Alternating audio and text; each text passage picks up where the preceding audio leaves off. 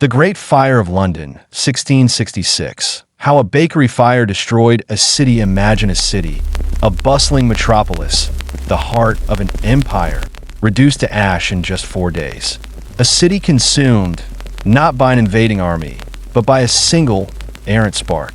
This is the story of London, 1666, and the inferno that erased centuries of history.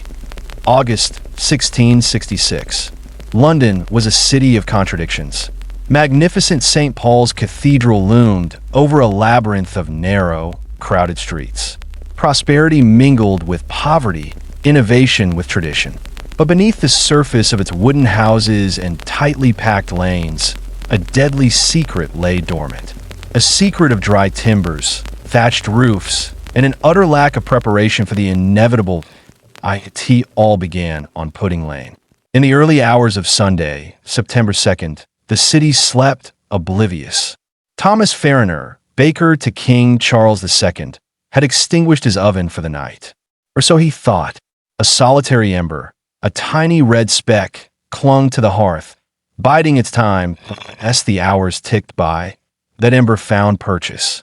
Straw, piled carelessly, ignited. Within moments, the baker's house was ablaze.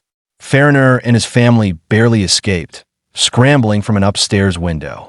Their maid, however, was not so lucky. The first victim of what would become an unthinkable catastrophe. The alarm was raised, but the system was laughably inadequate. London had no professional fire brigade. Firefighting was a communal effort, relying on buckets of water, axes, and rudimentary hand squirts. Against the furious appetite of this burgeoning inferno, it was less than a drop in the ocean. The conditions were a fire starter's dream. A long, hot summer had baked the timber-framed houses to tinder-dry perfection. A strong easterly wind, a relentless tormentor, fanned the flames with brutal efficiency.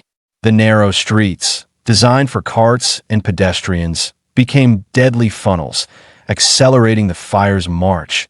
Panic rippled through the city.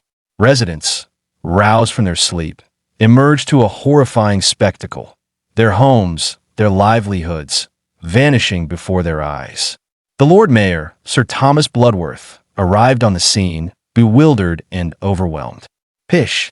A woman might piss it out," he reportedly declared, famously underestimating the monster he faced. A terrible miscalculation that would cost him, and London, dearly. What could stop it? Fire breaks, the deliberate demolition of houses to create gaps the fire couldn't cross, were the only viable solution. But demolishing a house required permission, and in the chaos, authority was paralyzed. Owners refused to sacrifice their property, hoping against hope that the fire would spare them. They were wrong. Monday, September 3rd. The fire raged with renewed ferocity. It devoured entire parishes, sweeping westward. The dense commercial district, packed with warehouses storing oil, timber, and spirits, became a fuel-rich furnace.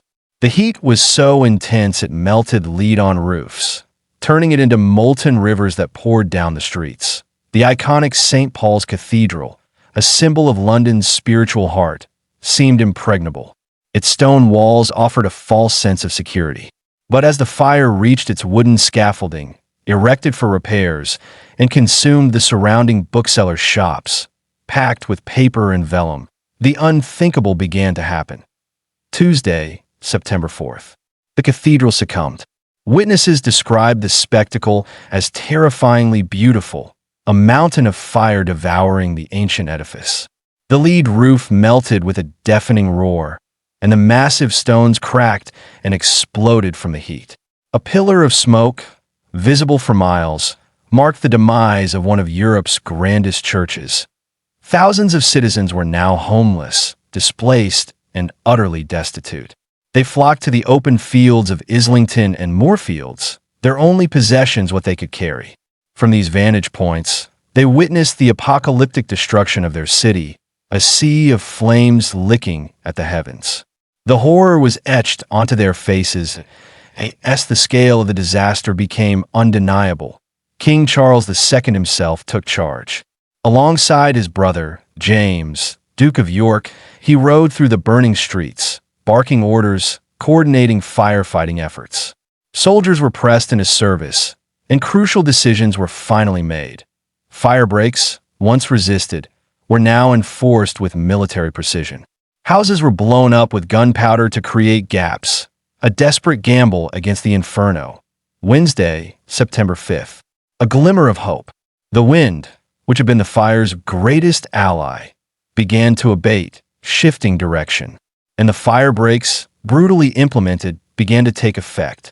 The monster, having devoured a significant portion of the city, was finally being starved of fuel. By Thursday, September 6th, the Great Fire was largely extinguished.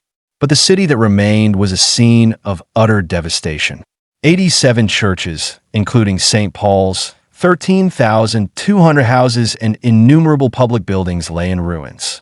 Over 4/5 of the city within the ancient Roman wall was destroyed.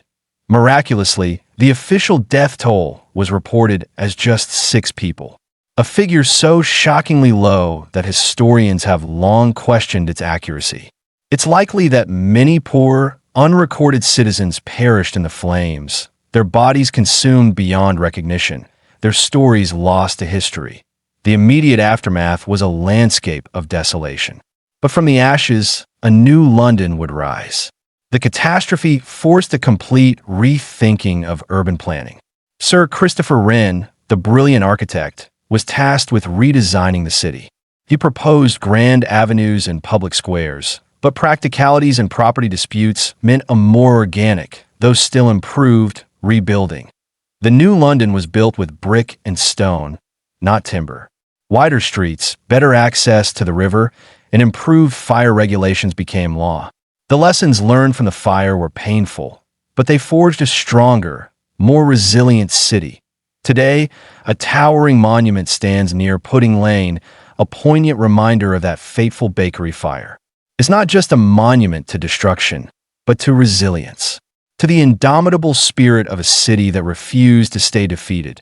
The Great Fire of London was a tragedy of immense proportions, a stark warning from history about vulnerability and preparedness.